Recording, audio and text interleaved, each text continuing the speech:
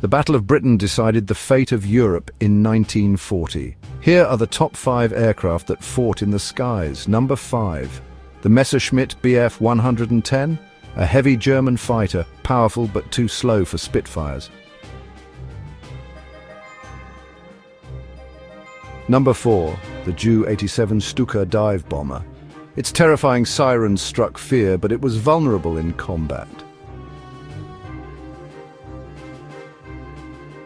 Number 3, the Heinkel He 111, the workhorse bomber of the Luftwaffe. Number 2, the Hawker Hurricane. It shot down more enemy planes than any other fighter in the battle.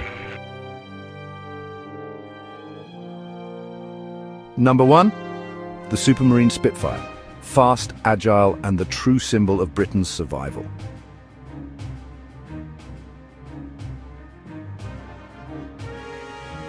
These planes shaped the outcome of the Battle of Britain and the future of the war.